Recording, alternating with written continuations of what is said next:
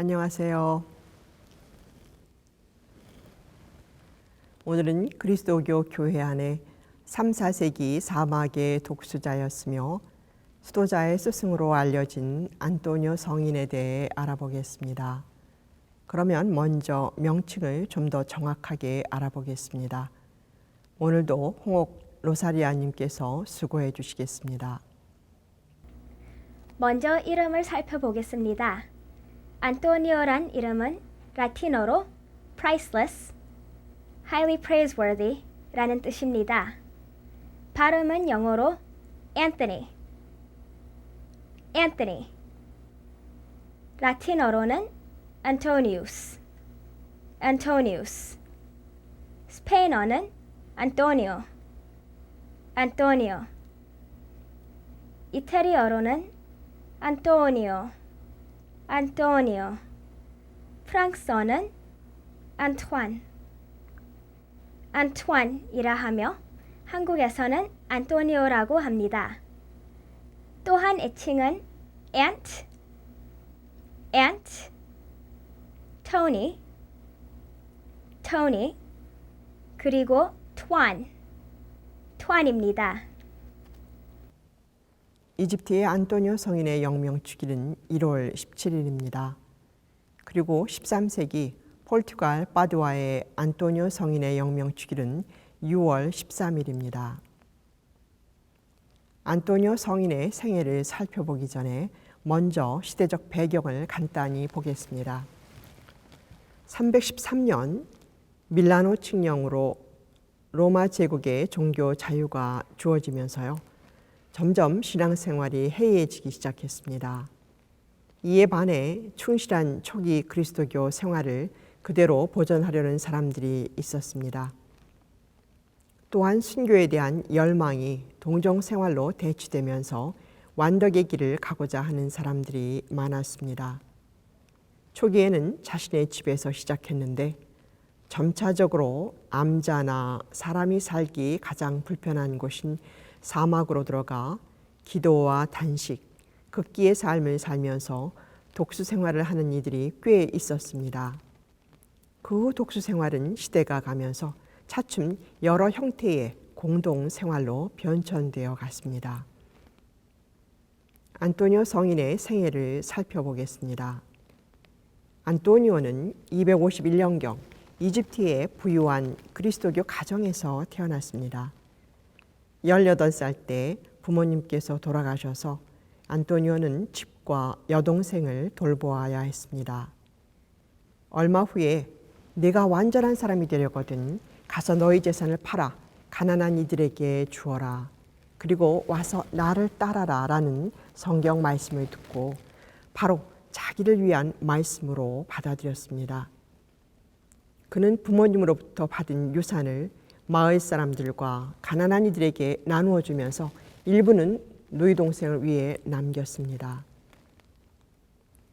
20살 무렵 안토니오는 믿을 만한 동정녀에게 동생을 맡기고 집 근처에서 엄격한 극기 생활을 시작하고 수행자들을 찾아가 고행 생활에 대해 배웠습니다.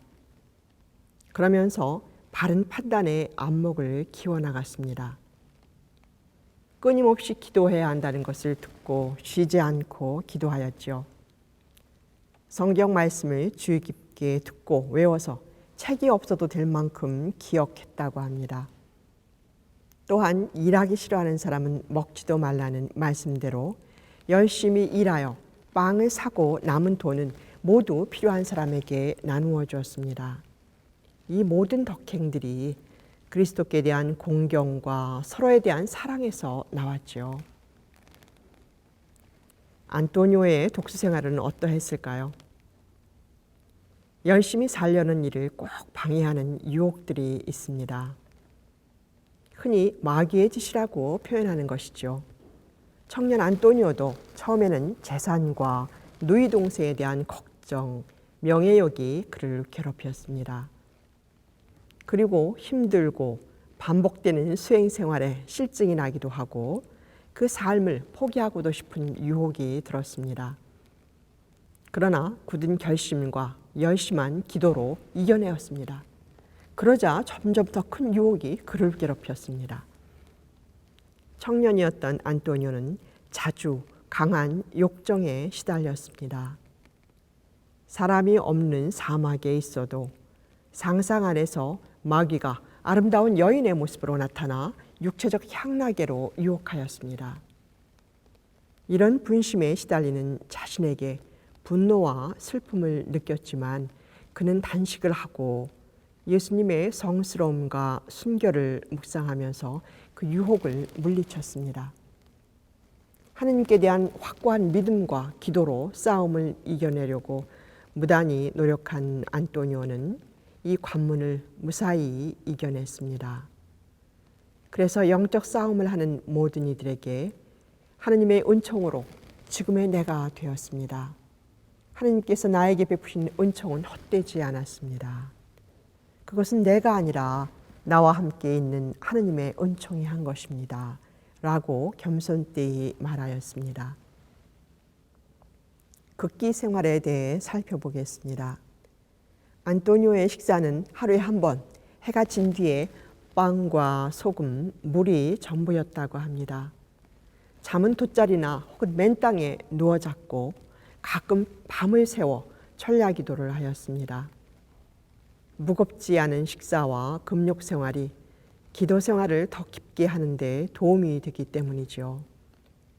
언제 유혹들이 덮칠지 몰라 자기 몸을 편퇴하거나 엄한 극기와 고행으로 다스려 나갔습니다. 육신의 쾌락이 작아야 그만큼 영혼의 힘이 강해진다는 것을 알았기 때문이죠. 그러면서 그의 지칠 줄 모르는 열성과 기도 생활 그리고 인내는 하나의 좋은 습성이 되어갔습니다. 안토니오는 완전한 독수 생활을 위해 마을에서 멀리 떨어진 무덤으로 사용하는 굴로 은수처를 옮겼습니다. 이 두 번째 은수처에서도 여전히 그의 삶을 방해하는 유혹과 고통은 사라지지 않았습니다. 한 번은 밤에 심한 매를 맞고 무덤에 쓰러져 신음하는 안토니오를 친구가 발견하고 성당으로 데려와 눕혔습니다. 한밤중에야 깨어난 그는 졸면서 밤샘을 하고 그를 지키고 있던 친척들과 친구들 몰래 한 친구의 도움을 받아서 다시 무덤으로 돌아왔습니다. 무덤에 혼자 누워서 아무리 너희들이 나를 유혹하여도 나를 그리스도의 사랑에서 떼어놓지 못한다 라고 소리쳤습니다. 그에게서 특별한 점은요, 자기를 괴롭히는 존재가 사람이 아니라 그 사람 안에 있는 악한 영의 행위라고 보았던 것이죠. 그래서 우리가 싸워야 할 것은 나를 미워하는 이들이 아니라 바로 그들 안에 있는 악한 영들이다 라고 하였습니다. 어떤 때는 그의 은수처에 사자와 사나운 들짐승들이 공격해왔고 뱀, 전갈, 벌레들이 괴롭혔습니다. 하루는 안토니오가 그들을 꾸짖자 즉시 달아나 무덤 안이 고요해졌습니다. 그때 열려있던 무덤 지붕 사이로 한 줄기의 빛이 자기에게 내려 비치고 있는 것을 보았습니다. 주님의 현실을 본 안토니오는 당신은 어디 계셨습니까? 고통받는 저에게 왜 일찍부터 나타나지 않으셨습니까? 하고 투정하였습니다. 안토니오야, 나는 줄곧 너와 함께 있었다. 나는 네가 싸우는 것을 지켜보고 있었다. 이 말씀을 듣고 안토니오는 위로를 받고 일어나 기도하였다고 합니다. 35살 때 안토니오는 세 번째로 은수처를 무덤에서 나일강 근처 산에 있는 버려진 요새로 옮겼습니다. 그곳은 오랫동안 사람이 살지 않은 곳이었습니다. 여기서 어떻게 살았을까요? 한 친구가 몇 개월 만에 한 번씩 안토니오가 만든 물건을 시장에 팔아서 빵과 필요한 양식을 사다 주고 남은 것은 가난한 사람에게 나누어 주는 일을 도왔다고 합니다. 그는 이 은둔처에서 20년 동안 두문불출하며 독서 생활을 하였습니다. 사람들이 찾아와도 만나주지 않아서 어느 날 친구가 와서 문을 부수었습니다. 그러자 하느님의 영감을 받은 안토니오가 신비스러운 모습으로 나왔다고 합니다. 그는 20년 전과 변함없이 같은 체구의 건강한 모습이었습니다. 안토니오에 대한 이야기가 전해지면서 사람들이 많이 찾아왔고 수도 생활에 희망을 품은 청년들이 계속 찾아와 지도를 받았습니다. 그래서 54세경에 그는 수도승들을 위한 수도원을 세웠습니다. 311년 막시미아노 황제가 그리스도교를 박해하자 안토니오는 순교를 각오하고 산에서 내려와 설교를 하고 그리스도교 신자들의 신앙을 북돋아주고 감옥에도 찾아갔습니다. 313년 박해가 끝나자 코박 사흘을 걸어 안토니오는 사람들이 전혀 모르는 이집트 동부 사막의 아주 험악한 고르팀 산으로 들어갔습니다. 이곳이 네 번째 은수처입니다. 60이 넘은 안토니오가 혼자 사막의 깊은 산속에서 살자 올리브유와 야채 그리고 기름을 가져오는 이들이 있었습니다. 안토니오는 곡괭이와 도끼로 직접 밭을 갈고 물을 길어 농사를 짓기 시작하면서 자기가 먹을 빵을 스스로 만들었습니다. 그가 90이 되자 수도자 둘이 그를 도우며 함께 살았습니다. 356년 105세 때여 안토니오는 기쁨에 찬 얼굴로 누워 하느님께로 돌아갔습니다. 그의 유언대로 그가 묻힌 장소는 두 수도자 외에는 아무도 모른다고 합니다. 그는 죽을 때까지 몇 번 산을 나온 것 외에는 44년 동안이나 은수처에서 살았습니다. 후에 이곳은 홍해의 성 안토니오의 수도원으로 명성을 얻게 됩니다. 안토니오는 사막의 깊은 산속에 살았지만 그에 대한 이야기를 듣고 많은 방문객들이 영적 도움과 병 치유를 위해 찾아왔습니다. 찾아온 병자들을 치유해 주었고 마귀에게 시달리는 이들에게서 마귀를 쫓아 주었습니다. 그러면서 그는 오만해질까 두려웠고 그의 이상이나 생각대로 은수처에서 살기가 어려워짐을 느꼈습니다. 그리고 한 곳에 오래 있으면 안주하기 쉽기 때문에 새로운 곳으로 떠나 불편함을 느끼면서 수독 생활을 하려는 의지 때문이었습니다. 그럼 이제 유혹에서는 완전히 벗어났을까요? 하느님께만 집중하기 위해 여러 번 사막과 높은 산으로 은수처를 옮겼지만 유혹과 방해물은 어디를 가든 그를 따라다녔습니다. 장소에 관계없이 유혹과 고통은 늘 인간과 함께 가고 어느 누구도 피할 수 없지요. 이 모두를 이겨내고 하느님만을 향한 그의 꾸준함이 마침내 그를 수도자의 스승이라는 칭호를 얻게 하였지요. 덕을 닦아나가는 모델이 되게 하였습니다. 실은 이 모두가 안토니오 성인의 말씀대로 하느님의 은총의 선물이었습니다. 영적 스승으로서의 안토니오에 대해 살펴보겠습니다. 안토니오는 수도자들이 찾아와 가르침과 영적 말씀을 청할 때만 형제 수도자들을 만나보기 위해서 산 밖으로 나왔습니다. 그의 여동생도 동정녀 공동체에서 원장으로 있었지요.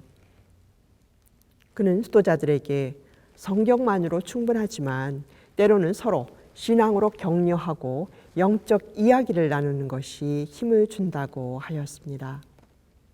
그리고 주님을 믿고 사랑할 것, 나쁜 생각과 육신의 쾌락을 멀리할 것, 배부르게 먹어서 씩씩거리지 말 것, 허영을 피할 것, 끊임없이 기도할 것, 성인들의 열성을 본받을 것 등등을 강조하면서 세상의 어떤 것도 그리스도의 사랑보다 더 나은 것이 없다고 말씀하셨습니다.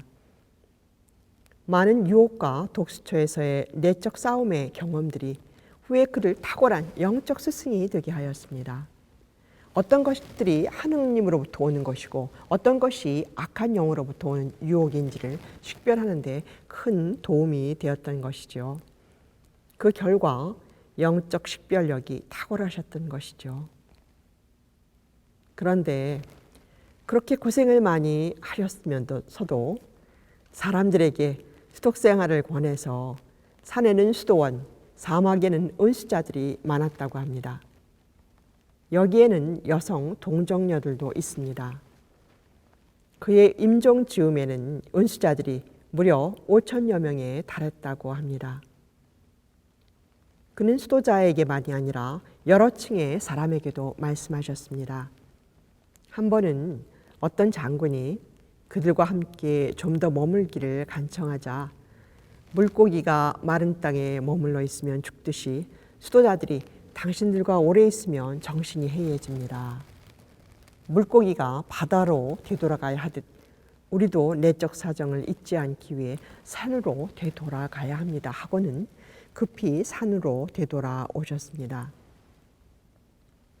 안토니오는 모든 이로부터 사랑과 존경을 받았고 누구나 그를 아버지로 여겼습니다. 그리하여 그가 하느님께로 돌아갔을 때 많은 이들이 아버지를 잃은 고아들같이 슬퍼하였습니다. 기도 생활에 대해 살펴보겠습니다. 안토니오 성인의 삶 전체가 기도였지요. 오직 하느님을 향한 삶, 말씀으로 사는 분이었기 때문입니다. 유혹을 떨치기 위해서도 열심히 기도하였고 철야 기도도 자주 하였습니다. 탈원 상태에 빠질 때도 많았습니다. 그는 또 항상 병자들을 위해 기도하였습니다.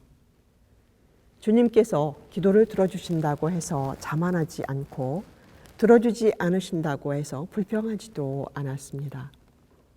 그저 항상 하느님께 감사를 드렸다고 합니다. 많은 이들에게 기적을 일으켰지만 겸손 때에 이는 하느님의 은총 속에 된 일이니 나를 찬미할 것이 아니라 그 일을 하도록 은총을 주신 하느님을 찬미하라고 말씀하셨습니다.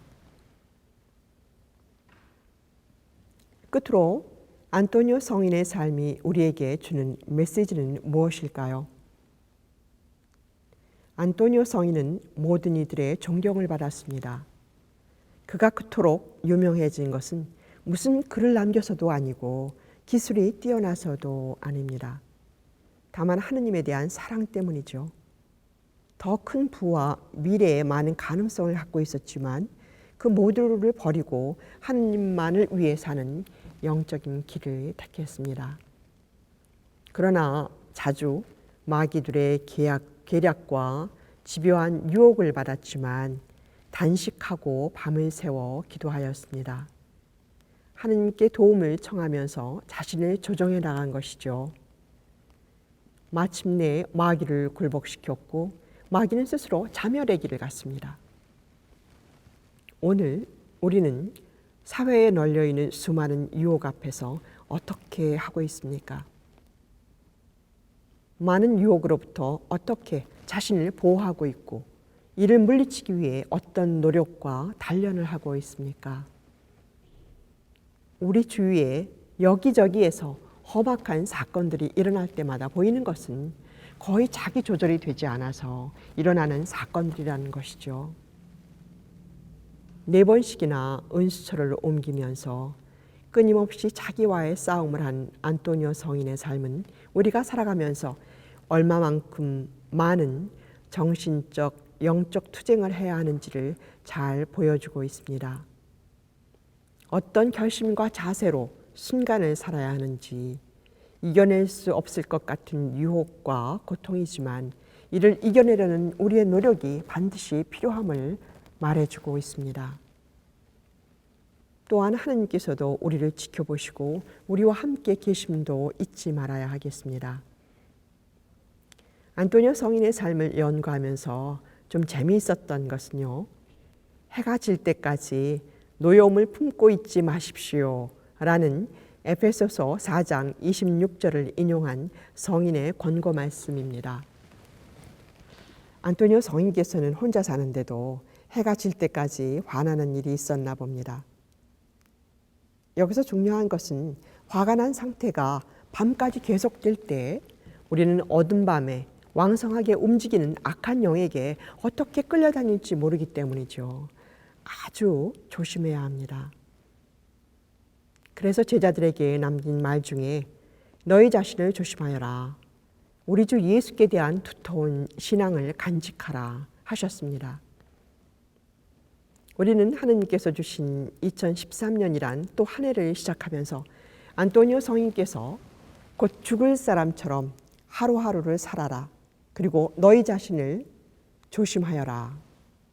그 권고하신 말씀을 기억하면서 그리스도교의 정신에 따라 특별히 선, 절제, 닦음이란 그리스도교의 가치들을 좀 더 실천해야 하겠습니다. 여러분과 여러분 가정에 하느님께로부터 오는 기쁨과 축복이 넘치시기를 기도드립니다. 감사합니다.